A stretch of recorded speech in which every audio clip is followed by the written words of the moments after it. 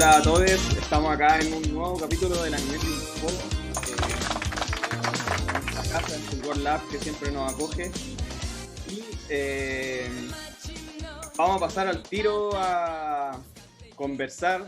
Bueno, primero también extenderle mis saludos a Daniel y Nai, mis compañeros de tripulación, mis nakamas eternos. Con quienes vamos a conversar hoy día de algo muy interesante, de un capítulo que tenemos muchas ganas de hacer y que afortunadamente se está dando. Y es para hablar con el periodista y escritor también, Daniel Madrid Tapia, quien es el autor de un excelente libro sobre anime y en específico sobre Dragon Ball que se llama Vamos a buscar el camino de Goku en Chile. Así que te queremos dar las gracias por venir, Daniel, y primero preguntarte cómo estás. Hola, muy bien, muchas gracias. Muchas gracias por la invitación. Así que contento por estar acá y compartir sobre Dragon Ball. Genial. Primero quería preguntarte un poco sobre tu historia, como conocer a la persona detrás del libro un poco. Claro. A ver, bueno, yo soy periodista, tengo 32 años, a punto de cumplir 33. No me dedico exclusivamente a escribir, no, esto fue algo paralelo. Y el libro más bien fue un anhelo que pude cumplir después de muchos años, que yo creo que ya más adelante vamos a ir contando un poco el desarrollo de la investigación, pero este es mi primer trabajo escrito, pero obviamente quizás en algunos foros o en algunos pocos usuarios de videojuegos, de páginas de videojuegos, quizás me conocen porque yo hice un reportaje documental, que fue mi proyecto de título, que se llama Chile Game, pero este es mi primer trabajo ya como profesional, de forma de una investigación periodística.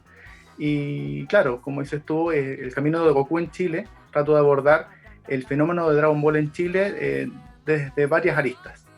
Y hago la salvedad también de que aparte del equipo de El Anime Triunfó, yo lo conocía un poco por estos dos especiales que hubo en Big Radio en su momento.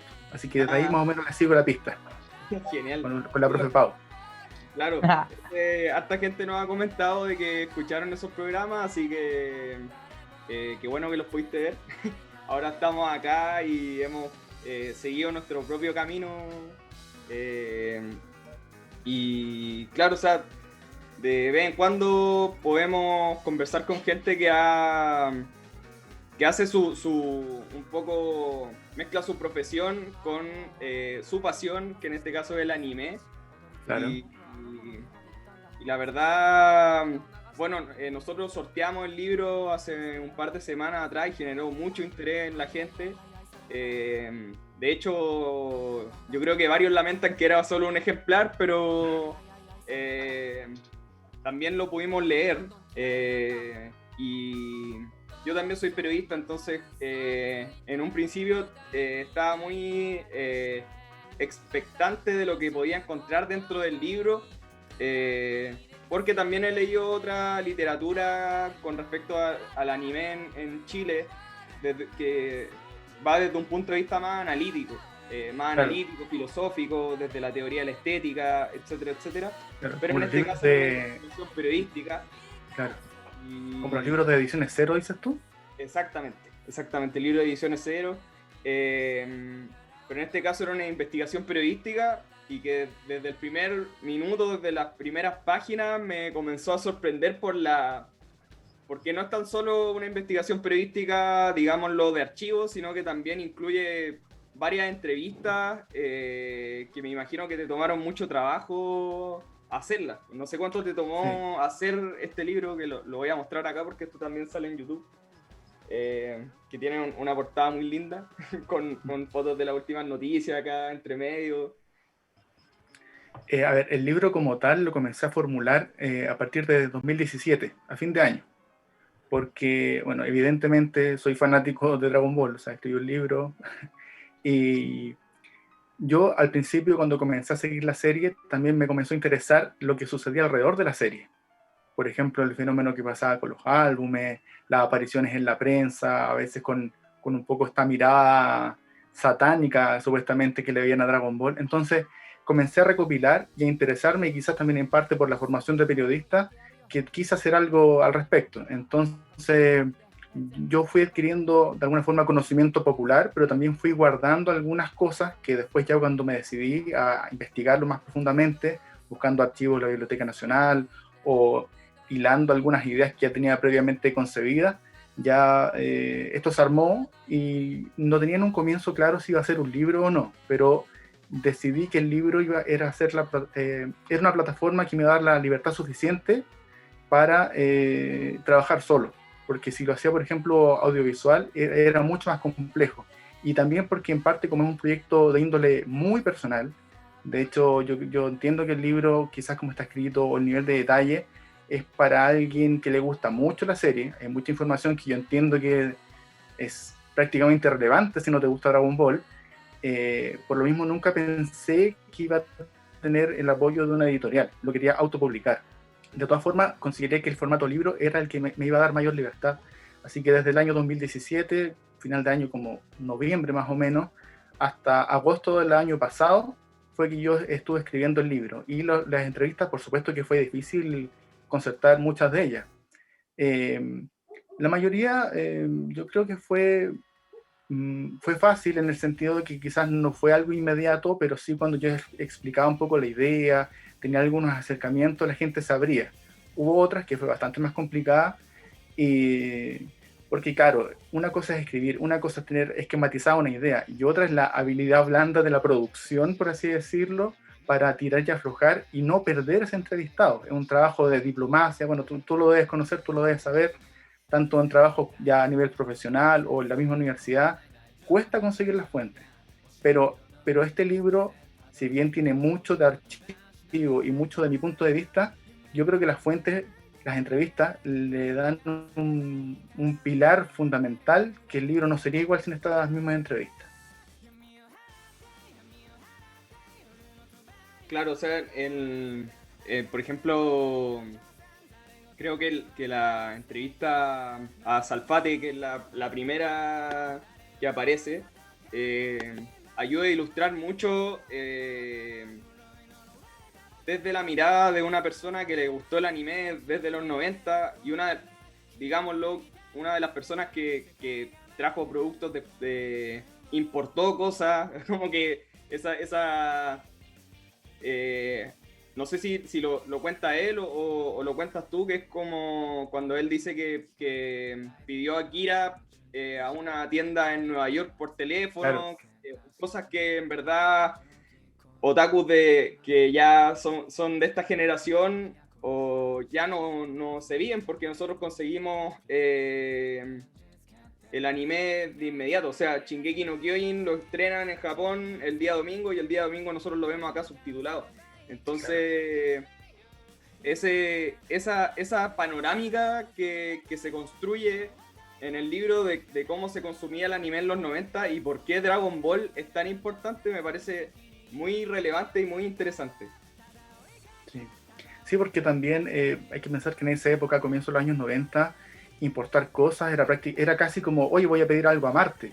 Era así de lejano, era así O sea, y se de llegaba. impensado, claro. O sea, tarjeta de crédito, comienzo de los años 90, ¿cómo? O sea, hacer una venta por teléfono, extrañísimo. Claro. Y eh, ¿cómo analizas tú el papel que jugó Dragon Ball en los 90? ¿Qué nos puedes contar ahora para alguien que no se ha leído el libro? A ver, yo en el libro lo esquematizo un poco, y también yo creo que es algo que quizás muchos concordarán, que el anime en los 90 tuvo una segunda ola, porque si bien comenzaron a llegar anime a fines de los años 70 y después de los años 80, quizás uno puede decir que fue la primera ola porque se vieron masivamente en televisión, cuando todavía se les denominaba como monos chinos. En los años 90, primero con los Caballeros Zodiaco, después con Sailor Moon y al final con Dragon Ball, se abrió esta nueva mirada que después avanzó justo con la llegada de Internet a nivel más masivo, que abrió nuevas puertas. Entonces esto se conjugó para abrir una entrada a otro mundo, y entendiendo que esto venía de Japón, entendiendo que habían cosas culturales asociadas, no tan solo como programas que estaban en la televisión y los veía la gente. Claro, o sea, yo creo bueno, que también se menciona en el libro que es lo relevante de Dragon Ball es el nivel de fanatismo que suscitó en la gente que yo creo que pocos pueden explicarlo en verdad. Sí. Sí, porque no conozco ningún otro anime que haya suscitado reuniones públicas para ver los capítulos finales de una saga, por ejemplo con Dragon Ball Super, que la gente se reunió en plazas, en restaurantes, en pubs, en gimnasios para ver los capítulos como si fuera un partido de la selección chilena. Eso no se ha dado con ninguna otra serie.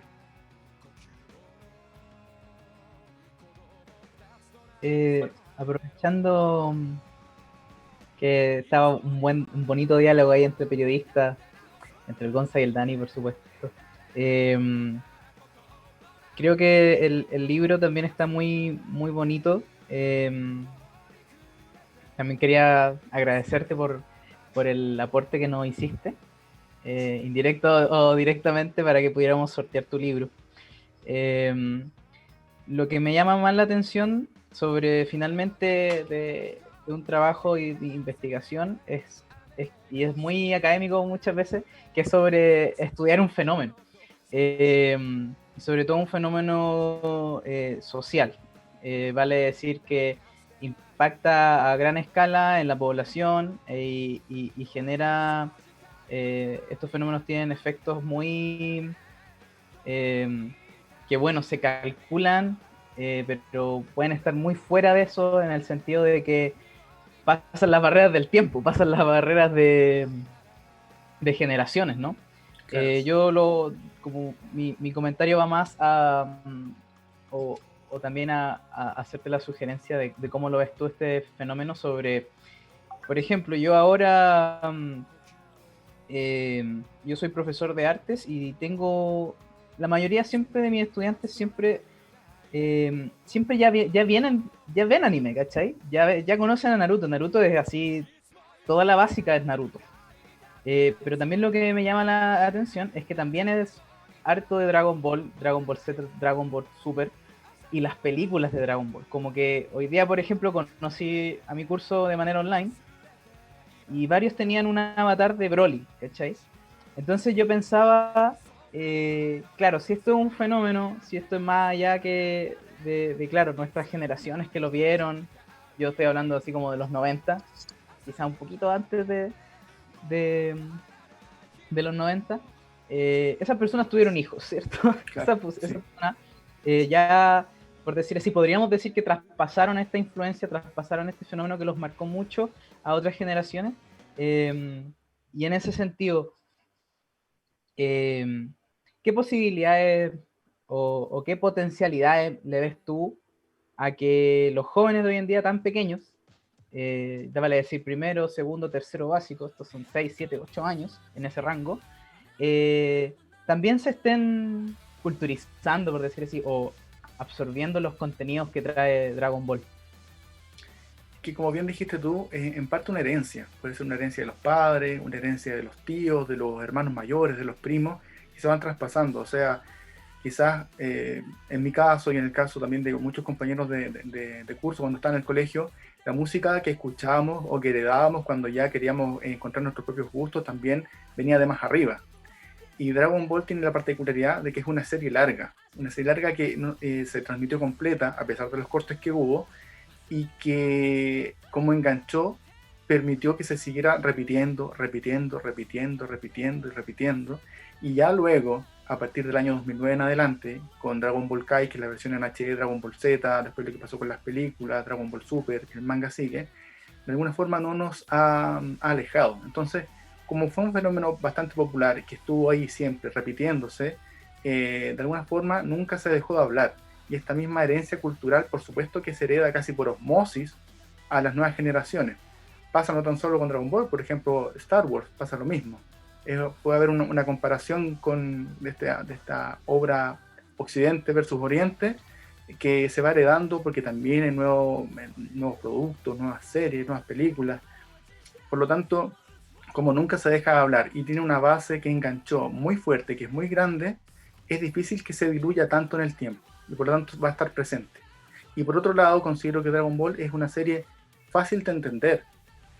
Por ejemplo, yo mencionaba anteriormente Sailor Moon y los Caballeros del Zodiaco. Quizás en su momento, cuando ya estaba absurdamente marcado que las series eran para niños o para niñas, quizás Dragon Ball estuvo un poco más en el centro y no era tan excesivamente violenta como los Caballeros del Zodiaco.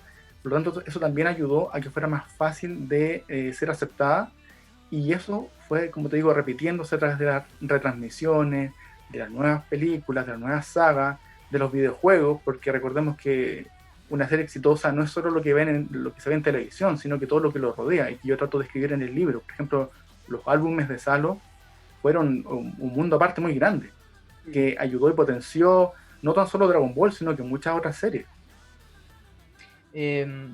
Para continuar en la misma idea y en otro contexto, por ejemplo, sobre todo ahora que nombraste los videojuegos y me cayó la teja, yo un año de práctica profesional lo hice en el Sename, más específicamente en el CREAT de Pudahuel, con jóvenes de 8 a 18 años. Con esto quiero decir como que es tan masivo o tan grande el éxito, o es tan atrayente la saga de Dragon Ball, de Dragon Ball Z, etcétera, que lo único que se jugaba en la Play de los cabros en Sename adentro, en sus casitas, era el Budokai Tenkaichi, Claro. todos estos juegos de pelea de Dragon Ball. Pero es muy interesante porque probablemente también lo único que veían estos cabros era Dragon Ball, ¿cachai?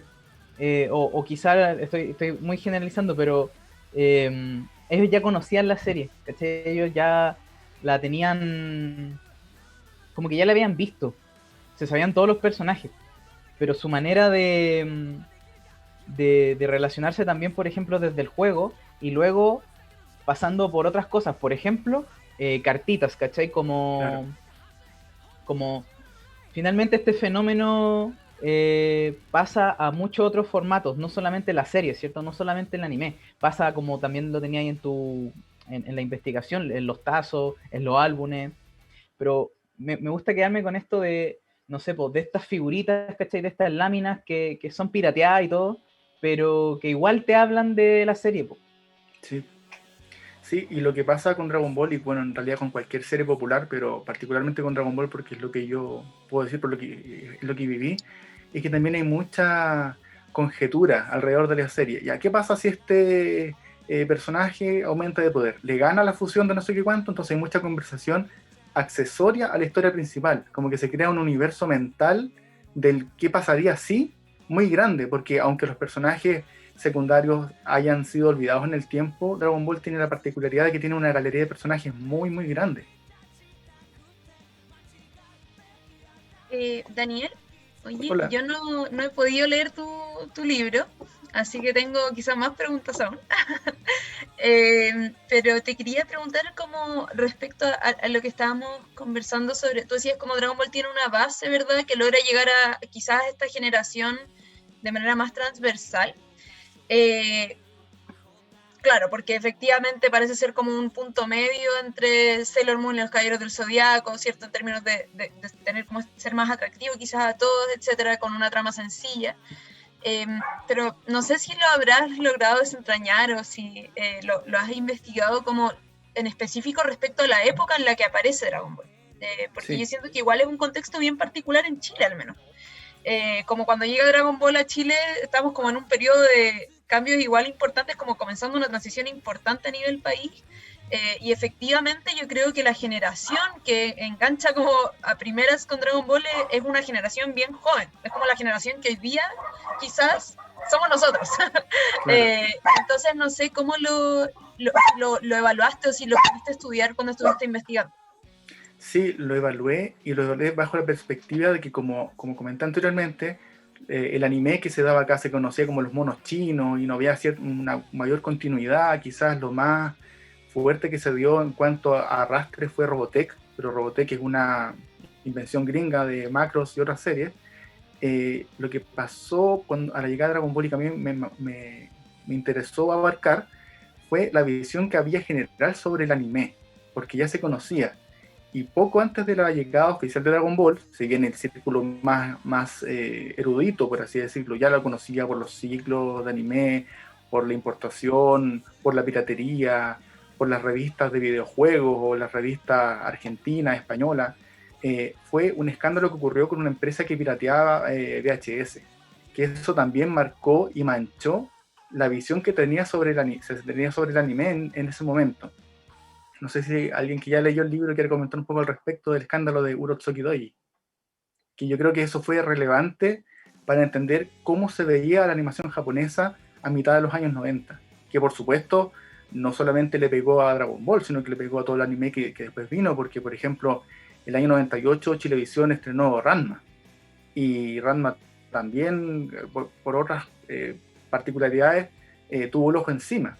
Pero este escándalo que ocurrió con Urotsuki Doji manchó la visión, de alguna forma englobó al anime dentro de que todo el anime es, por así decirlo, hentai, todo el anime es para adultos, no había una diferenciación. Bueno, hasta el día de hoy la gente mayor cree que los monitos en general son todos para niños y no es el caso, pero sí, era un Chile más pacato, era un Chile donde todavía había censura cinematográfica, donde el Consejo Nacional de Televisión tenía un rol más preponderante.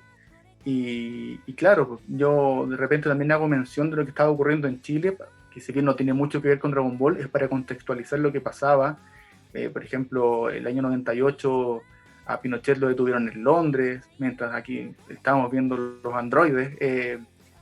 Era un Chile bastante distinto, era un Chile con muy poco acceso a internet masivo, la televisión era la reina, todos se informaban por un tipo de información, lo que daban en la tele, la prensa era la oficialista, por así decirlo. Entonces, por supuesto que yo abarco un poco estos tintes para darle cierto contexto a la historia de Dragon Ball en Chile. Claro, o sea, en el libro se comentan hartas cosas interesantes con respecto a cómo las personas dentro de los mismos canales de televisión veían lo que era el anime y lo que era Dragon Ball en específico.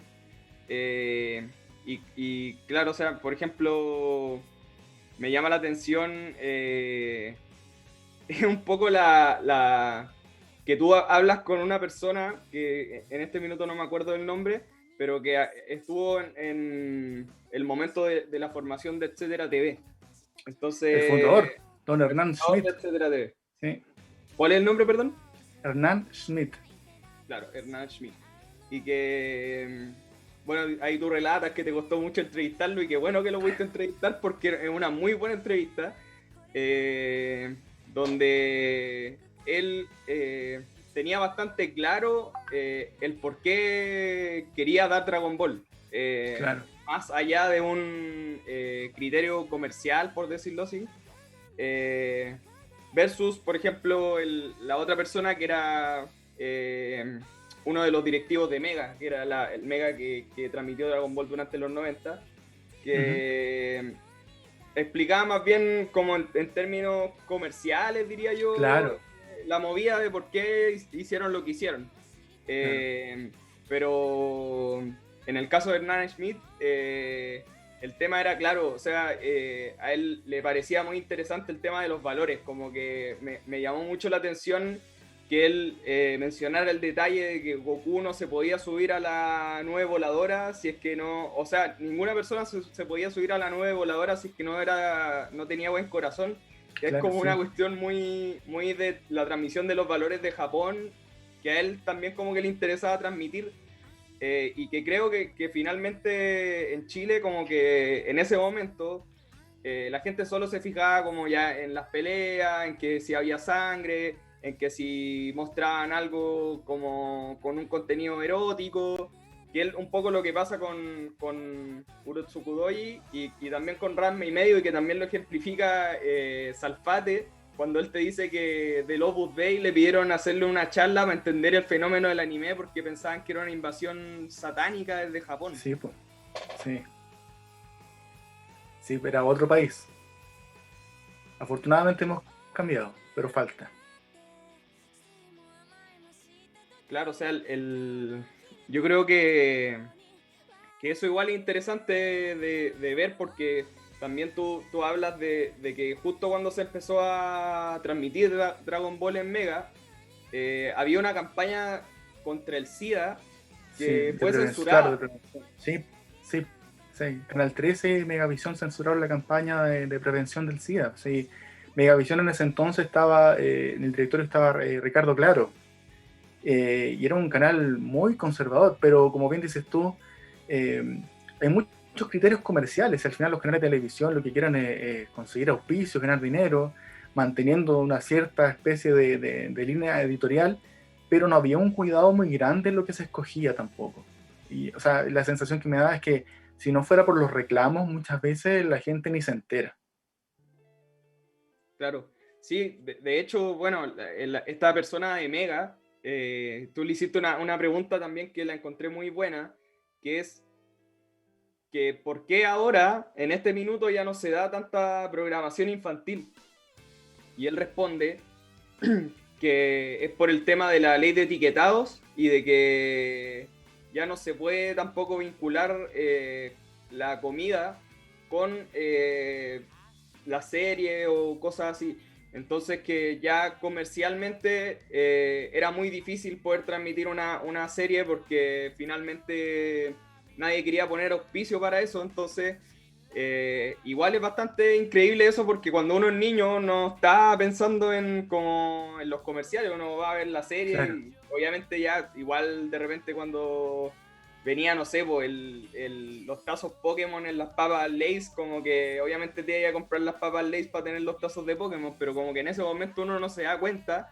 Y eso es lo increíble también que tiene este fenómeno que además de ser un poco contracultura, porque igual Dragon Ball tiene eso, como de un poco representar cosas que para la cultura chilena no son tan cómodas. Y bueno, y así otras series más como Ranma, por ejemplo, donde el protagonista se pasaba de ser hombre a ser mujer y después hombre de nuevo. A lo que quiero ir es que ellos básicamente introdujeron elementos contraculturales solamente por fines comerciales, y eso me parece muy interesante. Sí, casi de rebote. Claro. Sí.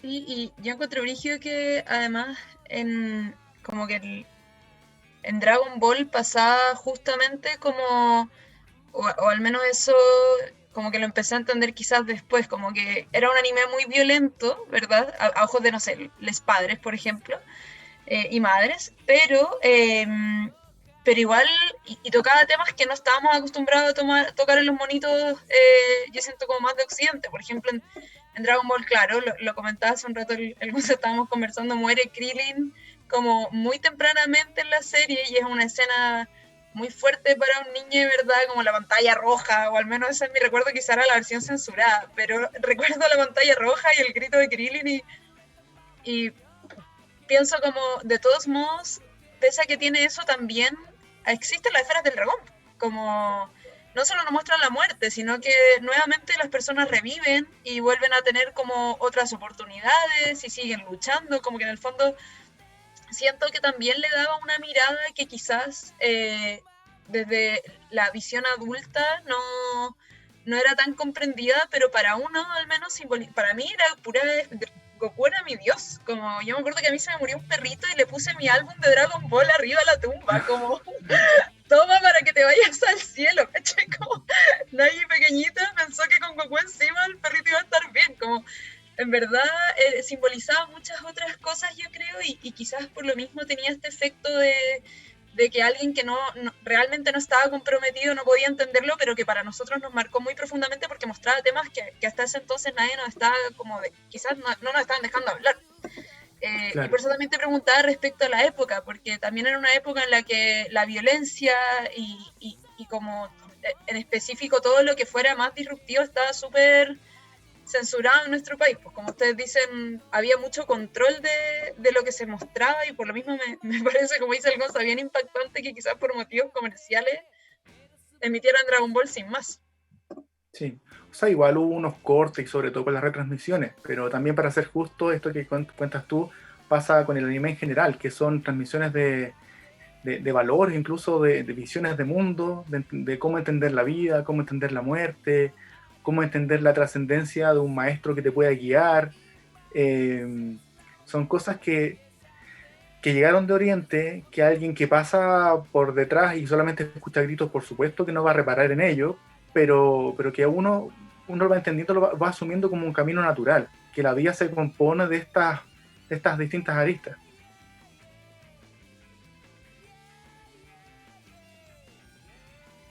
A mí me gustaría también aportar en esa relación sobre finalmente qué cosa, qué tema o qué tema es muy importante. Que yo aquí me quiero enfocar más en lo educativo. Ya encontré mi vocación. Que por ejemplo Dragon Ball fue una de las primeras series, Dragon Ball Z sobre todo, en que el desarrollo de personaje era muy interesante, porque tú tenías a Vegeta, que era un príncipe y que era muy poderoso, que destruía planetas, o sea, era un tirano. Pero él, bueno, aprendiendo la lección y en el fondo midiendo fuerzas, porque eso, creo que eso también habla mucho del carácter humano, como siempre cuando en el colegio te hacen bullying, pero si tú te defendí y respondís con un poder más grande o con una violencia finalmente, la otra persona logra entender o puede lograr entender, ¿cachai? Esta típica enseñanza de que, bueno, si a ti te pegan, si a ti te bulean, tú buleas más fuerte para que aprendan que no te tienen que molestar. Y muchas veces eso no todos lo podemos hacer. Entonces Vegeta es una persona que, claro, él se creía poderoso, él creía que era el mejor. Y finalmente esa arrogancia lo hace cambiar, lo hace aterrizarse. Entonces pasa de destruir planetas a defender un planeta por quien no sentía afecto, por quien decían que los terrícolas eran insectos. Entonces, ¿qué opinas tú de esa capacidad que tiene el anime? Más allá de Dragon Ball Z, ojalá podríamos hablar de muchos otros personajes, ¿cierto? Pero esta capacidad que tienen los personajes en el anime de ser, o mejor dicho, aparentar y ser malos y cambiarse a ser buenos o pelear por la justicia. Es que, como en la vida, nadie es 100% malo ni 100% bueno. Y, por ejemplo, como decías tú, a través de esta demostración de poder, Goku se podría sobreponer a alguien, pero Goku tampoco llegaba y mataba. Por ejemplo, incluso con Freezer, que mató a Krillin, le dijo, ya, hasta acá nomás llegamos, ya cobré mi venganza, me voy. Pero Freezer insistió y Goku le devolvió el poder y se fue. Freezer llegó como esta mitad androide. También dejó escapar a Vegeta por lo mismo. Bueno, también están estas ansias de Goku de seguir luchando para él mismo superarse. Pero, a ver, Goku es un personaje que es bastante ingenuo, quizás el más ingenuo de toda la serie. Y el resto quizás tiene características más bien humanas porque dentro de esa maldad o de distintas motivaciones, luego cuando son frenadas, van escalando ciertas particularidades de la personalidad que lo van moldeando según su propia evolución. Porque, por ejemplo, en el caso de Vegeta conoció a Bulma, tuvo un hijo y si bien le costó mucho entender cuál era su nuevo rol, por así decirlo, y obtuvo esta redención luchando contra Majin Buu, son rasgos de crecimiento, yo diría que bastante humanos, que de alguna forma reflejan lo que puede ser la vida, las decisiones que uno toma, sobre todo, por ejemplo, el caso de la formación individual cuando uno es adolescente, pero después va creciendo, se dando cuenta que la vida tiene matices, no hay por qué todo tomarlo de blanco o negro. Yo creo que también se puede ver reflejado en muchos personajes de anime que van creciendo y se van dando cuenta del entorno y cambian a cómo fueron presentados en una primera instancia, que obviamente tiene que ver con los distintos argumentos, con las distintas relaciones entre personajes, pero de alguna forma es la representación, creo yo, de lo que uno puede entender en la vida, porque los personajes, si fueran tan planos, yo creo que las historias serían muy aburridas. Claro, y también está lo que provoca Goku, ¿cierto? En los demás. Por ejemplo, está el caso de Piccolo, que también él también quería dominar la Tierra. Claro. Y luego vemos que está criando a Gohan, el hijo de Goku. y eso también, para tratar de... Que claro, ¿por qué el anime no nos transporta a cosas que son de la vida real, ¿cierto? Pero pareciera que nosotros como que, ya, ¿por qué no las podemos ver en la vida real, pero las podemos ver en un anime? Porque están más simplificadas y porque tenemos toda nuestra atención en ellas. Nosotros vemos con ansia los capítulos, leemos con ansia los mangas. La vida nos pasa y de alguna forma se ocurre algo fuerte, nos damos cuenta de en qué lugar estamos. No le estamos prestando la misma atención que una historia que nos están presentando y que nos enganchó, creo yo. También es muy duro, quizás yo creo, verlo en la vida. Como que si uno se encuentra con Picoro, o sea, me imagino que la mayoría de las personas no perdonan a Picoro y le pasan a su hijo para que lo críe. Sí. Siento que como que efectivamente nos da la posibilidad de seguir como la trama y conocer a los personajes en todo su desarrollo, como en su completitud, y no abordarlos solamente en un momento, que es como algo que muchas veces en nuestra sociedad estamos muy acostumbrados a hacer, como problemas, irnos, ¿verdad? Uh-huh. Y creo que eso es algo valioso y que de hecho en Dragon Ball como que es interesante porque efectivamente los personajes son, como tú bien decías, muy complejos. Como, pese a que son, a su vez, uno podría decir sencillos, yo creo que su evolución es muy compleja. Y pasa con caleta de personajes, como número 18 también es lo mismo, como llega siendo mala y termina, y de hecho todos son de Majin Buu, como yo me acuerdo muy bien como la parte en la que Majin Buu estaba con el perrito, ya no recuerdo si el perrito tenía nombre, pero como que toda esa parte de esa saga era muy brígida igual, pues estaba como uniendo almas para hacer su casa mientras cuidaba un perrito, no sé, yo siento que como que nos estaban mostrando constantemente, pese a que parecían puras peleas, en verdad estaban mostrándonos cómo los personajes estaban siendo constantemente puestos como a prueba en sus propias emociones y como conocimientos personales al final. Claro, el perrito se llama Vi. Claro, Majin Buu siempre estuvo a las órdenes primero de Babidi, después de Babidi, y por primera vez pudo estar solo y desarrollarse como un ser. Y en esto que se desarrollaba, adoptó un perrito, tuvo su casa, quizás todo muy caricaturesco, en el sentido de que ya, ahora me libero, hago mis propias cosas, construyo mi hogar. Y en eso de que construyo mi hogar, adopto una mascota. Y de alguna forma se puede entender este quiebre de cómo yo era una especie de esclavo, destructor, a cuando yo hago mi vida y empiezo a formar lazos, y que le maten el perrito es terrible. No sé. Las peores escenas del anime. Sí.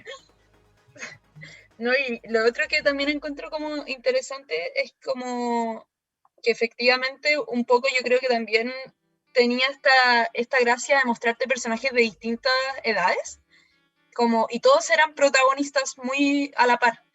Y también creo que eso es interesante porque efectivamente estaba Goku y Milk, por ejemplo, y uno en algún momento se sintió como Goku cuando Goku era chico, pero después quizás no crecimos tan rápido como Goku. Goku ya estaba casado con Milk y yo todavía tenía 12 años, pero estaba Goten y Trunks, ¿verdad? Y estaba Gohan. Entonces como que también te iban poniendo las perspectivas de los distintos personajes y cómo se relacionaban. No sé, pues que Milk constantemente estuviera diciendo que su hijo iba a ser un pobre vagabundo por culpa de Goku que se lo llevaba a entrenar.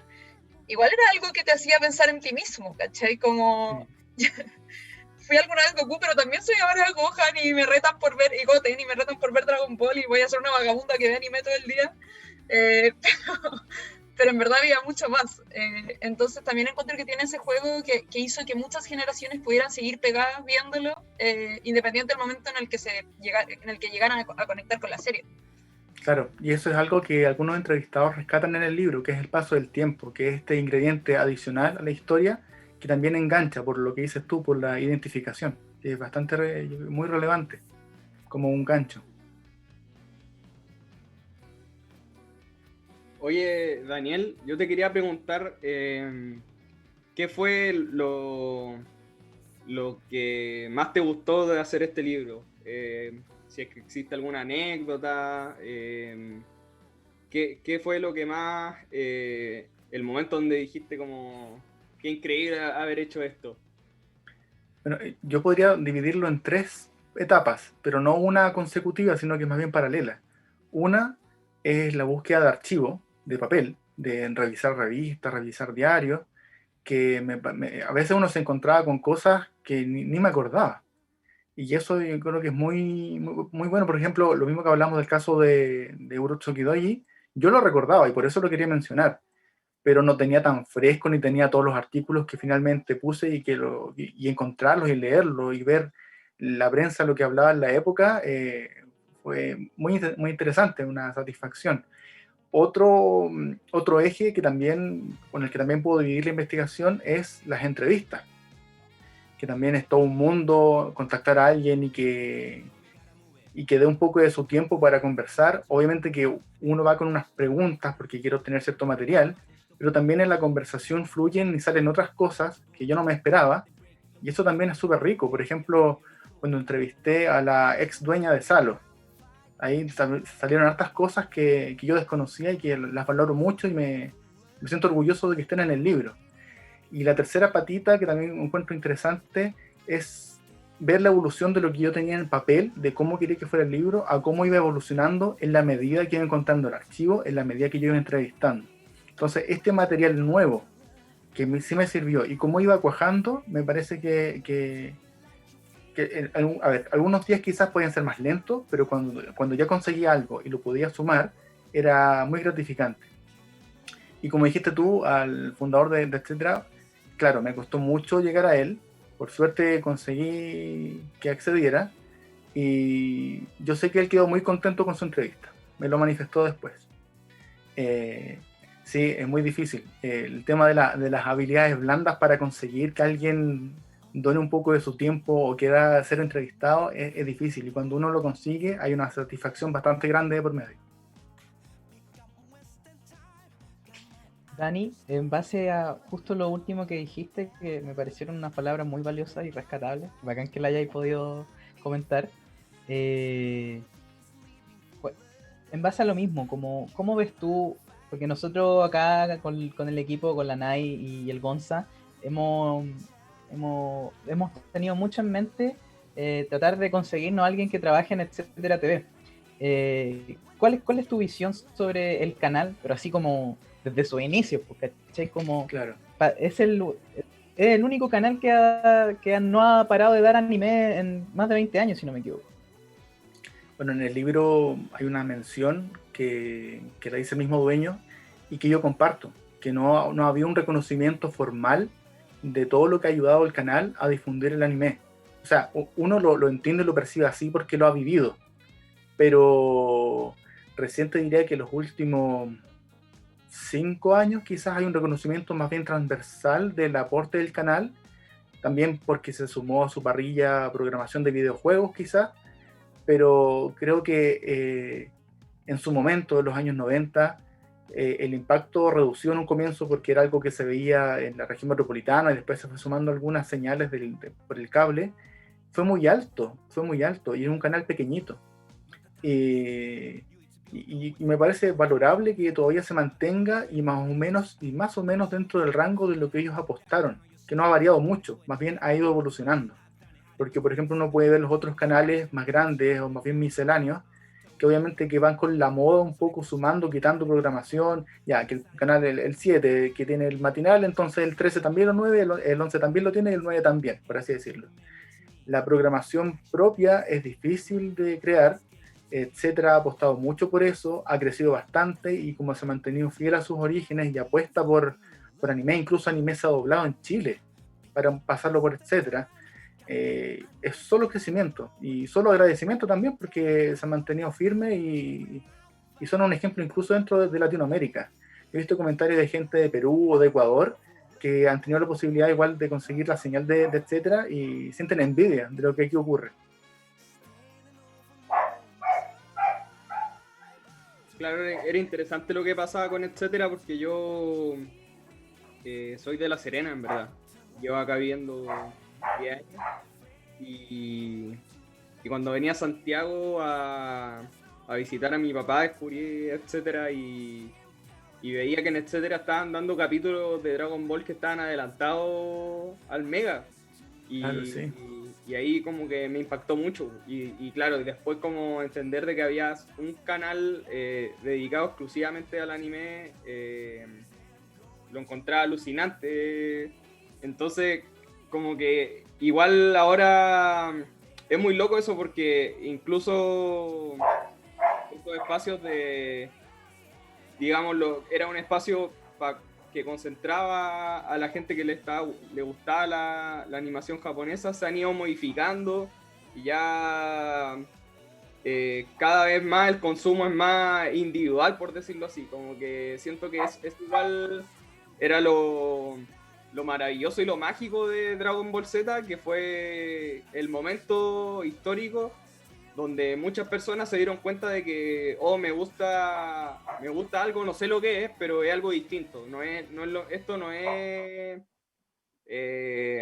lo mismo que ver Los Simpsons, por ejemplo. No sé, como hay algo acá que me define como persona, que me gusta mucho, es parte de mi identidad, y creo que eso es el principal, como la principal magia que tiene Dragon Ball, y que todavía nos tiene, como bien dices tú, hablando de Dragon Ball, y a veces sufriendo por Dragon Ball, sufriendo por animaciones malas, por Dragon Ball Super, que a veces en algunos capítulos no dio la talla. Creo que al final, creo que Dragon Ball ya es parte de la cultura popular chilena, básicamente, y eso se ve expresado en múltiples cosas. O sea, para el estallido social había muchos carteles de Dragon Ball, ya se asocia a algo más que solamente un producto de consumo. Sí, de hecho en el último capítulo del libro hablo un poco de las referencias culturales a lo largo del tiempo en Dragon Ball, en manifestaciones como por ejemplo la Genkidama por la Educación del año 2011, o referencias aportadas a veces en las últimas noticias. Por ejemplo, este jugador de la Universidad de Chile, Diego Rivarola, que le decían Goku, a pesar de que en realidad tenía Gohan en su polera. Cuando se retiró decía adiós Super Saiyajin, las últimas noticias. Y la gente entendía. O sea, estas referencias están presentes y son populares, son transversales. Claro, es interesante eso de Goku y de Rivarola. Yo pensaba que, claro, si Diego Rivarola hacía un gol, muchas veces los futbolistas como que le agradecen a los hijos. Entonces, si tenía una polera de Gohan, yo decía, entonces Diego Rivarola es el papá de Gohan. Yo lo entendía así. O soy muy bullanguero. Claro. O también Claro, otras referencias con, claro. por ejemplo, una portada de Barrabases, que también tenía a un pseudo Goku, o a veces comentarios, o incluso, por ejemplo, lo que comentabas tú, de que a veces Dragon Ball Super no daba el ancho, y que el quinto capítulo fue noticia del mal dibujo que tenía. Y eso lo cubrió un diario de circulación nacional en papel. Entonces, es grande, o sea, se sigue hablando, o a veces menciones muy pequeñitas que también recogí, que aparecen de vez en cuando y que son parte ya del vocabulario. O por ejemplo, Contraloría, con Contralorito, que a veces hace mención a distintos íconos de la cultura popular, y ha mencionado por supuesto a Goku, y son bastante seguidos estas manifestaciones culturales que aparecen en la prensa. Claro, de hecho, volviendo un poco atrás con el tema Rivarola Goku, que claro, que tenía la polera de Gohan. Después, en la misma Universidad de Chile, salió otro delantero que se llama Ángelo Enrique, y que igual era muy bueno, y a él le decían Gohan, pues como que era como el sucesor de Rivarola, por decirlo así. Ese tipo de cosas me parecen muy graciosas, como Sí. que ya estemos como utilizando Dragon Ball como parte del lenguaje. Sí, de hecho hay niños y niñas que nacen y que tienen nombre de los personajes de Dragon Ball, que eso también aparece en el libro, y hay un conteo oficial por parte del registro civil que yo menciono, para no hacer spoiler, pero digamos que Gohan es un nombre muy, muy favorito. Y Gohan así como se escribe Gohan. Claro, sí. En Chile, como Gohan Madrid. Claro, hay Gohanes, hay Gokus, hay Vegetas. Sí. Increíble. Bueno, yo no lo haría, pero respeto a la gente que lo hace. Claro, o sea... Como ponerle a tu hijo Paul McCartney. Como... Sí. Igual es bacán ese paralelo que así como que es finalmente ese fenómeno cultural, pues, como lo que generaron los Beatles y le heredaron a mucha gente después en siguientes generaciones. Es interesante que nos enfrentemos a un fenómeno tal, pero ahora en un formato de anime, pues, de una serie animada, y que también encuentro que para la época, eh, no sé, pues, por ejemplo, las peleas de Dragon Ball Z, yo siempre digo como el ángulo aéreo, ¿cachai? Esa perspectiva aérea, que es finalmente los personajes moviéndose en el cielo peleando en diferentes ángulos. Hoy en día está mucho más que complejizado eso con un motor 3D, con, con, con nuevos ángulos, con nuevos descubrimientos, ¿cierto? En animación y incorporando lenguajes cada vez más técnicos y digitales. Por ejemplo, en Jujutsu Kaisen, que son estos animes más actuales. Entonces yo creo que para la época yo sentía que Dragon Ball Z, bueno, yo vi Dragon Ball Z cuando tenía 5 años, 6 años, estamos hablando del 99. Y ya era la raja, ya como que veía a mi hermano mayor, ya muy metido en ello, veía a mis compañeros, veía a todos mayores, ¿cierto? A mí, sobre todo los tazos, ¿no? Como creo que ese fenómeno que acompaña al producto cultural, eh, finalmente se traduce con merchandising, en pósters, en peluches, en disfraces. Yo me acuerdo de haber ido al jardín disfrazado de Goku, ¿cachai? Como con mi traje naranjo y una peluca con el pelo de Goku, así bien escandaloso. Y estaba bien, ¿cachai? Como al mismo tiempo como otros iban disfrazados de Power Ranger. Por lo mismo, me parece que es muy importante ese legado como producto cultural, así como está el legado de la música, como se menciona en el libro sobre los Beatles, y al mismo tiempo que sea algo audiovisual, que sea algo con diálogos, que sea algo con personajes, que sea algo que sean personajes con quienes te puedes encariñar finalmente. Creo que ella traspasa otra barrera, traspasa algo porque, por ejemplo, los Beatles son personas. No sé si Paul McCartney seguiría vivo. Pero Dragon Ball Z son monitos, ¿cachai? Son dibujos. Entonces ahí creo que hay una potencialidad muy grande en el arte, sobre todo. Sí, claro, sí. Es curioso. Y claro, le tocó a Dragon Ball en Chile y pudo haber sido también para otras generaciones otra serie, pero también en parte quizás el fanatismo personal de uno hace que uno vaya descubriendo cosas que también pueden compartir otras series. Quizás también puede haber una investigación similar a la de Pokémon y encontrar, y por supuesto que hay palabras y frases y conceptos que también se ocupan en la cultura popular de otras series. Pero sí es interesante lo que dices tú porque es una idolatría de algo de carne y hueso.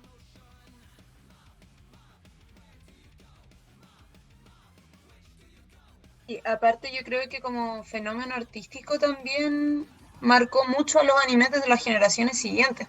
Entonces, aparte de la idolatría que generó como en nosotros, también lo hizo en el propio mundo del manga y del anime. Como yo me acuerdo que cuando chica, por ejemplo, leí como entrevistas al creador de Naruto y que él decía que como que toda su inspiración había sido en la manera en la que desarrollaba las peleas, había sido a Sí, propósito de Dragon Ball. sí, Y lo mismo efectivamente es con como una Bleach. estética. ¿También en Sí, Bleach? sí, también. Sí, es como una forma que, y claro, y también se parece a los Beatles en el mismo sentido.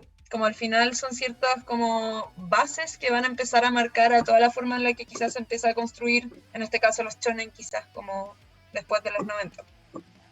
Sí, concuerdo. A mí igual me llamaba la atención que los personajes en Dragon Ball Z, o sobre todo los Saiyajin, se pudieran transformar en un ser ario, como rubio de ojos verdes.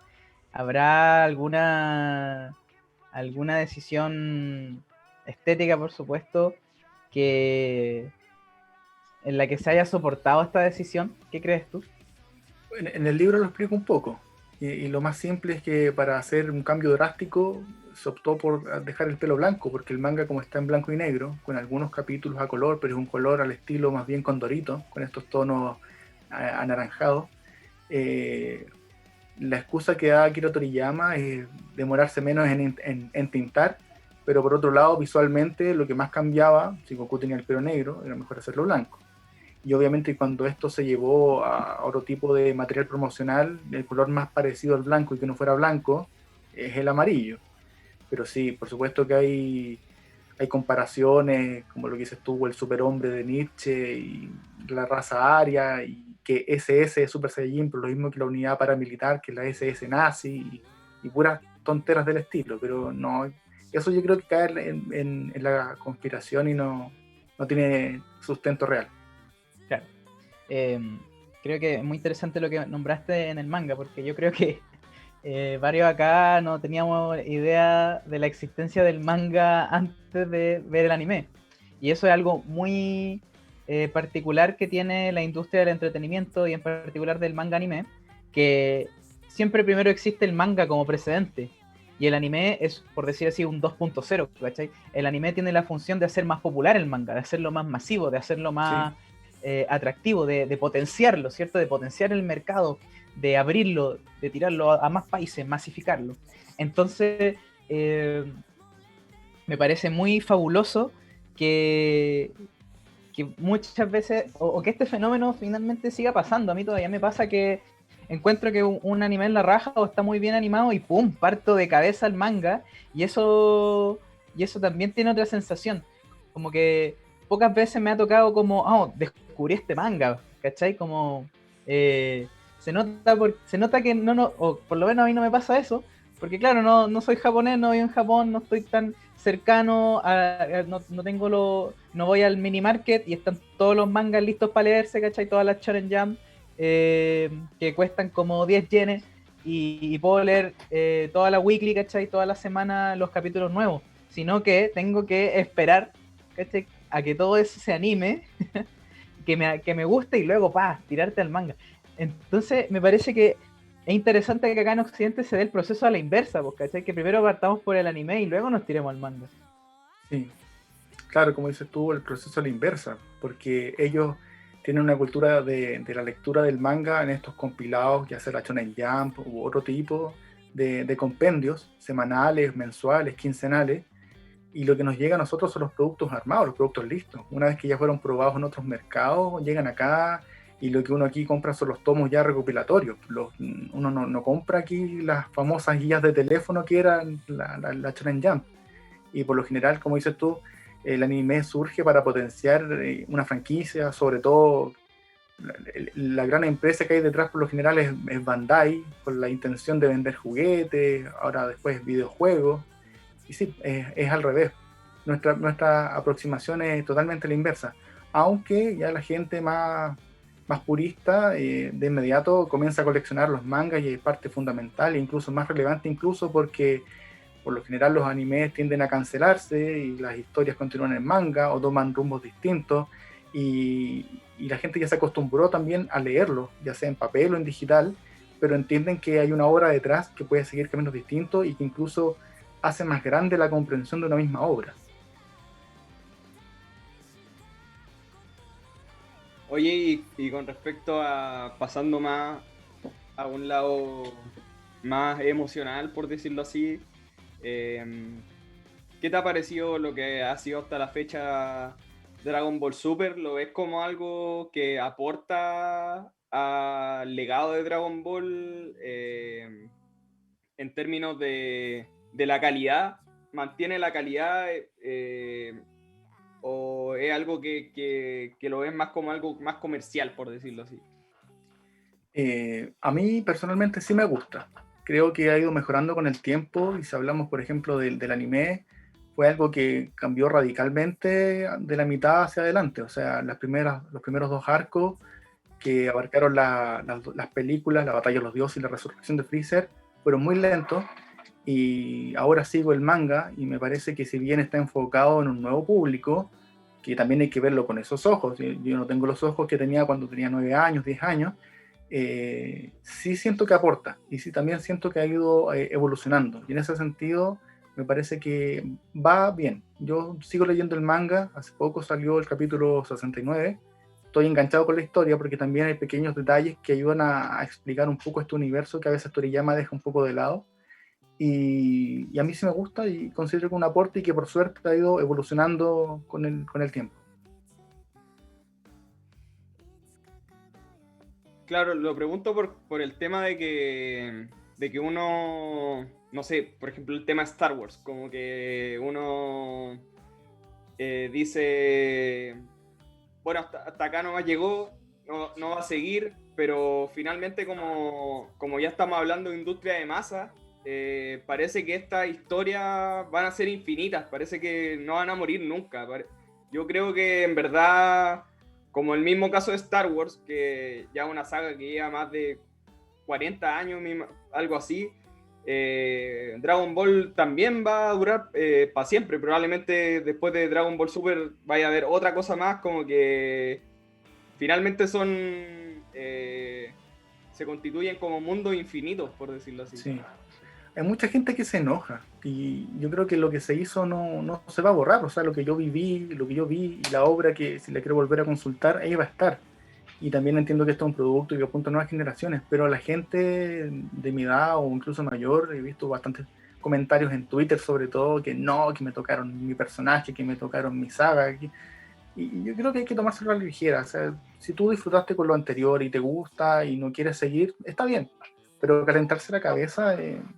bueno, como dices tú, lo mismo que pasa con Star Wars, que hay gente que dice no, que no sé, por las primeras 3 películas sí, pero de las nuevas quizás una, quizás otra, cada uno se va armando su mundo, pero no siento en ningún caso que sea como para alarmarse o enojarse, o sea, la obra original va a estar ahí y nadie la va a tocar.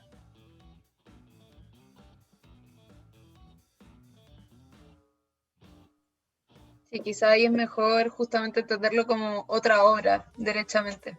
Como que a mí Sí. me ha pasado ahora también por ejemplo, también pasó con Dragon Ball Super, yo no fui capaz. Como que vi algunas partes, vi algunas sagas, de hecho vi la última, la del torneo, pero hubo la anterior, no me acuerdo cuál fue, pero no me gustó y dije, me pasó eso, dije como voy a disfrutar aquello que en verdad me haga feliz, no me voy a amargar, como alegando y los personajes, porque creo que no vale la pena. Y también pasó con Boruto mucho, que decían como no, se arruinó Naruto, y yo creo que es otra cosa totalmente distinta, como que igual hay que tener como esa comprensión de que al final también si se sigue haciendo como dice el Gonza, quizás es por lo mismo, pues como que ya no es justamente como por la obra, que es lo que pasa cuando están en la continuación interna, sino que muchas veces es como para poder seguir haciendo este producto que ha tenido un alcance que justamente marca más de una generación. Sí. Iba a comentar que lo otro que para mí fue como un fenómeno interesante fue el juego, el Chrono Trigger. Uh-huh. No sé si lo jugaste bien, pero yo cuando chica lo jugué porque sabía que era un juego cuyo artista era Akira Toriyama. Como, muy bien. Sí, qué lindo. Ahí está, para que lo vean en YouTube. No sé, pero me acuerdo muy bien que como que claro, estaba en un vacío y me dijeron, no, oye, pero existe el Chrono Trigger y con eso vas a volver a ver a Goku en una nueva versión llamada Chrono. Y efectivamente fue así, pues como que caleta de personajes son súper similares y todo, y también fue un juego muy importante, yo siento, para nuestra generación. Creo que tiene que ver un poquito con lo mismo, como decía el Dani, como Chrono Trigger sin ser un juego de Dragon Ball, ya te generaba como una sensación de familiaridad, solamente por cómo eran los personajes. Después ya el Budokai era otro nivel, nomás como que era la maravilla poder jugar con los mismos personajes que tú estabas viendo en la pantalla, pero encuentro interesante como este fenómeno también que se creó a partir de la figura del autor. No sé, derechamente para mí fue el único autor cuyo nombre me supe hasta que tuve, no sé, 12 años, ¿cachai? También era como un dios Akira Toriyama, y eso era algo raro igual, yo encuentro acá en Occidente, para la juventud. Claro, alguien puede decir que Crono es Goku con pelo rojo y de alguna forma quizás, pero es un diseño, es un estilo de dibujo muy particular, que uno lo ve y sabe que es Toriyama. Y eso es asombroso, creo yo, crear un estilo tan reconocible, sencillo al mismo tiempo. Yo creo que es de aplaudir, incluso trasciende su misma obra. Mucha gente cuando parte dibujando con ciertos referentes y todo el mundo dibujó copiando un poco a Toriyama, a Dragon Ball, y también es parte de su legado, la estética, más allá de la misma historia. Sí, también pensaba que... Ah, no, nadie iba a decir algo. No, sí, iba a decir solamente que, claro, que es esa estética y aparte es como esta idea de los personajes basales como, claro, Crono, el guerrero Luca, que era la Bulma del asunto, ¿verdad? Como científica, etcétera. Y siento que ahora, por ejemplo, también pasa si uno ve Jujutsu Kaisen, ve como ya el equipo de 3 con el profesor y uno piensa en Naruto. Siento que algo así también pasa con Dragon Ball, como que hicieron esta base tanto estética como de configuración de los personajes y sus relaciones, que si se volvieran a replicar uno enseguida pensaría Dragon Ball, como... Sí, Eso iba a comentar. Dani, tu turno. Sí, ya como para ir en la última idea, sobre todo que estaba muy interesante esto de la estética y también sobre hablar de que el manga es una obra, el anime es otra, la película es otra. Me pasa un poco, por ejemplo, con el fenómeno, y también esto sí que aquí todos se ponen el gorro, a todos les cae el gorrito, con el fenómeno de los Simpsons. Los Simpsons son algo ya brígido, que también trasciende mucho, que dejó marcado a muchas generaciones. Y lo interesante de los Simpsons, encuentro yo, es como que si bien mantiene una editorial, ¿cierto? A su autor en su misma banca, los Simpsons sigue su formato de serie, sigue su formato de obra, sigue su propio camino, pero el problema es que los Simpsons cambian, pues, ¿cachai? El problema es que los Simpsons se ponen malos ya, si se ponen malos hacia las últimas temporadas. ¿Qué debió haber hecho Matt Groening? Quizá debió haber dejado los Simpsons hasta un momento y luego intentar con otra cosa, ¿cachai? Eso, por ejemplo, te puede decir hasta lo de la película de los Simpsons, que es mala. Entonces, claramente ahí creo que por mi parte operan otro tipo de factores, operan otro tipo de factores del mercado, de la intención que tienen los medios de distribuir los Simpsons, de que se convierta ya finalmente en algo muy masivo. Pero el problema está en que, ¿por qué los Simpsons, si bien ya, también son como un anime, bueno, son como un cartoon, son como una serie animada, ¿no? Que comparten características con el anime también, porque son animación. Es muy interesante que ambos sean fenómenos muy masivos, pero que su destino en las decisiones como ya más actuales, ¿cierto? Más contemporáneas, fueron guateando. En el sentido de que, claro, está el caso de Dragon Ball Super y está el caso de las últimas temporadas de Los Simpsons. Sí. Sí, se podría hacer un paralelo por la masificación de ambas propuestas, pero la diferencia, creo yo, fundamental, es que en Dragon Ball Super está involucrado Toriyama. Matt Groening ya dejó de tirarle ayuda a los creadores de los Simpsons, hasta donde entiendo, entonces, de alguna forma, yo creo que eso marca bastante. Bueno, igual es un poco extraño hacer esta comparación, porque igual son obras muy distintas, apelan a cosas muy diferentes, pero en cuanto a la longevidad que uno puede decir y comparar del alcance, yo creo que eso es muy relevante. O sea que si bien Dragon Ball GT a mucha gente no le gusta y Super quizás ha tenido algunos tropiezos, el hecho de que esté el autor original involucrado creo que marca bastante. Oye, y estas preguntas que salen cuando uno está hablando de Dragon Ball ya más en extenso, ¿hay algo en particular del universo de Dragon Ball que te gustaría que se profundizara más? Por ejemplo, no sé, a mí me gustaría que se le diera un arco donde Vegeta fuera el protagonista completamente y como que se explotara mucho más ese personaje, como que me parece muy, muy interesante, pero no sé, a ti, ¿qué nos podrías decir que... Mira, particularmente eso a mí no me gustaría. A mí no me gusta Vegeta. derechamente. Tampoco. No. Encuentro que tiene una preponderancia muy alta y está bien, pero despierta muchas pasiones en la gente que a mí nada. Y encuentro que, por ejemplo, en el último capítulo del manga de Dragon Ball Super están tocando temas que yo pensé que no iban a tocar jamás. Que sobre, bueno, no sé si puede ser un poco spoiler para la gente, ¿da lo mismo? Adelante.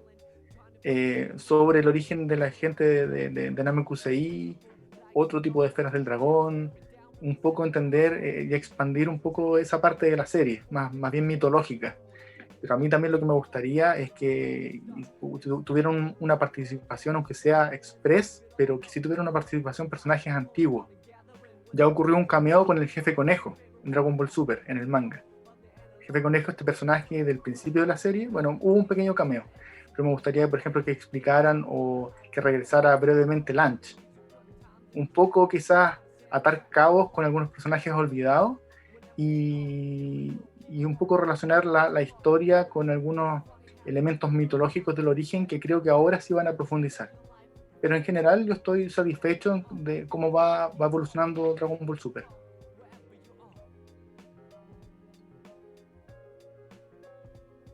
Genial. Mira, y ya para ir cerrando, te quería preguntar si es que tiene alguna otra investigación, otro proyecto relacionado al anime o a los juegos en el tintero, algo que nos pudiera adelantar. De momento nada. El libro me tomó mucho tiempo hacerlo. Lleva 4 meses ya desde que se publicó. Me he dedicado a observar, a promocionarlo, y de momento no hay nada. No hay nada. Y es difícil que haga algo tan grande porque no hay cosas que me gusten tanto como Dragon Ball, por así decirlo, para que haga algo en tanta profundidad. Entonces, si llegara a hacer algo, no sería con esta amplitud. Al menos de momento no.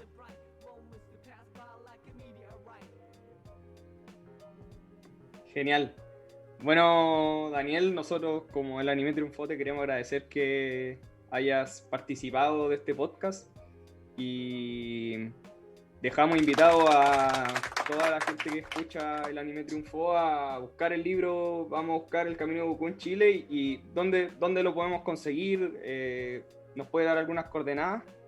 Sí, antes de dar las coordenadas, quiero explicar brevemente qué se puede encontrar en el libro. El libro, si bien lo ha leído gente que no es tan fanática de Dragon Ball, yo lo escribí pensando para fanáticos de Dragon Ball porque hay información quizás no muy relevante para alguien que no le gustó mucho Goku. El libro se divide en 7 capítulos. En el primero hablo sobre qué es Dragon Ball como obra general, y para no repetir esta historia que uno puede llegar y pillar en internet, yo traduje algunas entrevistas que no estaban en castellano, del ex editor de Akira Toriyama sobre la creación de Dragon Ball, que eso le da otra vuelta a los orígenes de la saga. En el segundo capítulo hablo sobre qué estaba pasando con Dragon Ball antes de su llegada oficial, lo que comenté en un comienzo de este programa, por ejemplo, algunos ciclos de anime, la información que llegaba desde España, de algunas revistas también de Argentina, la piratería en VHS, que ya más profundizo en el tercer capítulo, que hablo sobre todo este movimiento que hubo con la piratería, y este caso en particular de esta persona y esta cinta, Urotsuki Doji, que él también fue una persona que ayudó a difundir bastante Dragon Ball con la piratería. En el cuarto capítulo escribo sobre la transmisión original de la serie, tanto en Megavisión como por etcétera. Ahí yo creo que me fui derechamente al chancho porque voy desmenuzando muchos detalles, llámese horarios, rating, en qué momento la serie paró y retrocedió, qué estaba pasando un poco en Chile en esa época. En el quinto capítulo sobre la vuelta de Dragon Ball con Dragon Ball Kai, después lo que fue este bodrio llamado Dragon Ball Evolution, nuevas películas, Dragon Ball Super. En el sexto hablo sobre el material que aquí se podía conseguir, el coleccionismo con Salo, con figuras, hablo con la ex dueña de Salo, hablo con la gente que representa la marca de Dragon Ball en Chile, que me cuenta un poco este proceso de cómo se negocian las licencias. Y ya en el séptimo hago un barrido general, me falta un poco, y en el sexto capítulo hablo también de la música, porque hubo adaptaciones que se grabaron aquí en Chile, entonces hablo con un productor musical que estuvo a cargo, y ya en el séptimo hago un barrido general por entrevistas a fanáticos, pero también la presencia en medios de comunicación, que fue un poco lo que estuvimos hablando antes, incluyendo la Genkidama por la Educación en 2011. Y todo esto lo pueden encontrar en vamosabuscar.cl, lo pueden comprar con despacho a todo Chile, o si no, presencial en la librería Trayecto Bookstore, que está en la línea 6, estación Los Leones. Genial, o sea, ahí nos hiciste un resumen muy completo de lo que podemos encontrar y nosotros damos fe de que el libro está muy bueno y está muy bien escrito, así que lo recomendamos 100%. Muchas gracias. Y aprovecho de agradecer de nuevo la invitación, el interés, y encantado. Lo pasé muy bien, así que muchas gracias. Genial, Daniel. Muchas gracias a ti.